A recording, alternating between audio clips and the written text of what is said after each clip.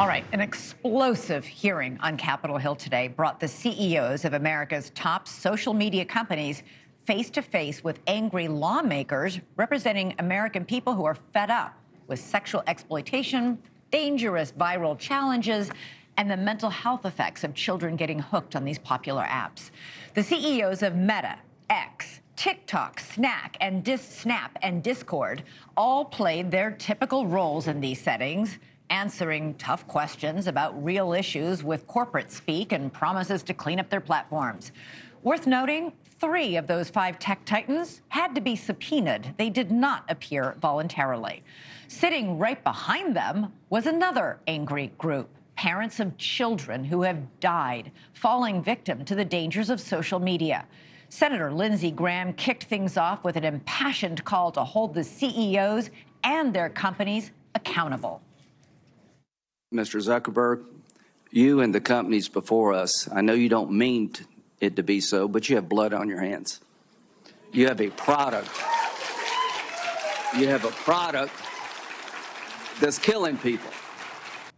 Blood on your hands. Democratic Senator Amy Klobuchar weighed in as well. She says lawsuits and law enforcement are one part of the solution.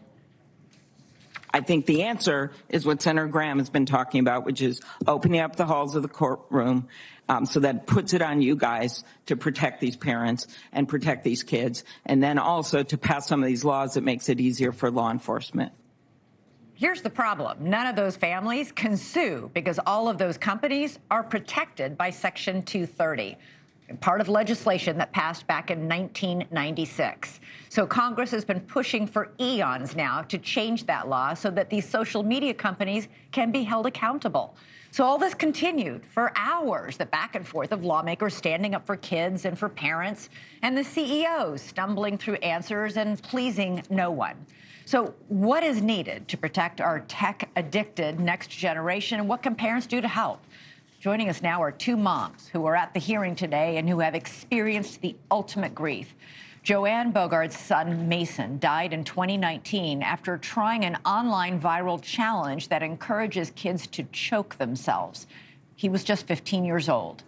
She now works with lawmakers and other parents to pass legislation and encourage social media education in schools. And Kristen Bride's son, Carson, died by suicide after receiving a flood of online harassment while using Snapchat. She tried to sue the company and is now helping the effort to hold these companies accountable.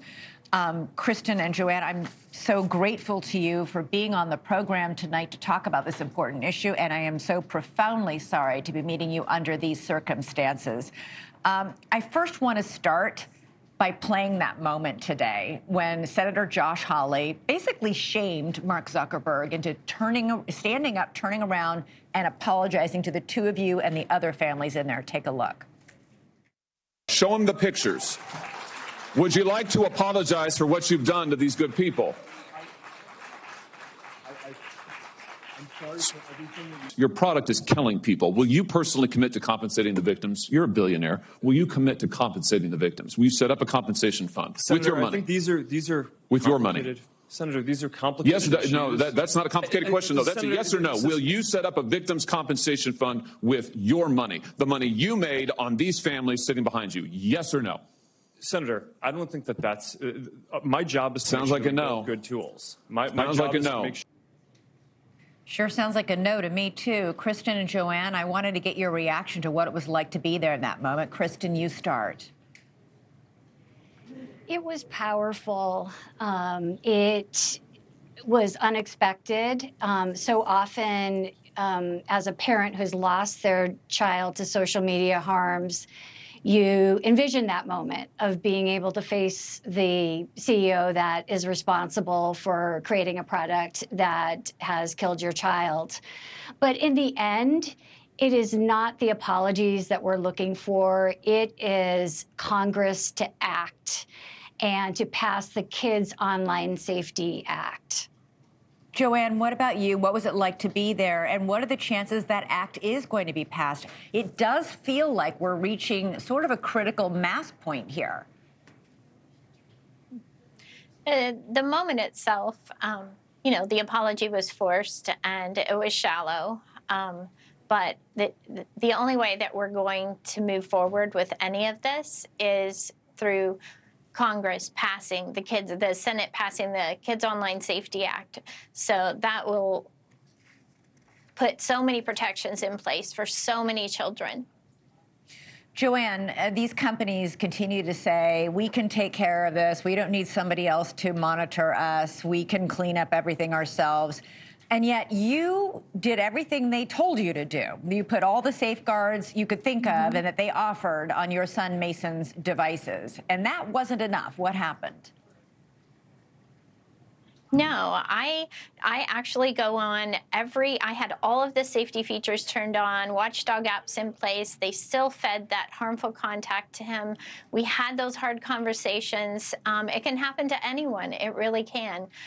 These harms are happening to normal, average kids overnight. Parents don't even have a chance to educate them on the harms that are out there because there's so many. Yeah. And you think he tried this choking challenge just, I mean, because all of his friends were online doing it too? No, this was fed to him on YouTube. The only social media app Mason was on at the time was YouTube. And so he actually had a recording on his phone. So yeah, he tried it because they get that false sense of safety when they're seeing hundreds and hundreds of these videos of kids passing out and waking up and getting those likes that they crave in today's society. That's what that generation craves, to feel accepted. So, and Kristen, your son, there's not enough protections. No, without a doubt. Kristen, your son Carson was bullied so severely online. He died by suicide. He spent his last hours trying to find out who was sending him these awful bullying messages. You had no idea that he was enduring all this. Yes, that's correct.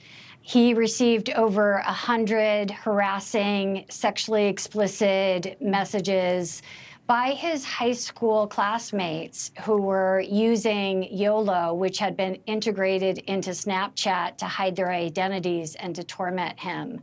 And you're right, the last search on his phone was for hacks to find out who was doing this to him. It is incredibly tragic, and it didn't need to happen because anonymous apps have a very long history of leading to teen cyberbullying and suicides. Well, Joanne Bogard, Kristen Bride, you are doing important work helping to protect other kids out there. We know kids are suffering, but most importantly, I just have to send my condolences to you both for your losses. And I'm amazed that you have taken your tragedies, your personal tragedies, and turn them into a crusade to help other kids and other families and prevent them from suffering the same heartbreak that you have suffered. I really appreciate you being here tonight. Thank you. Thank you. Thank you.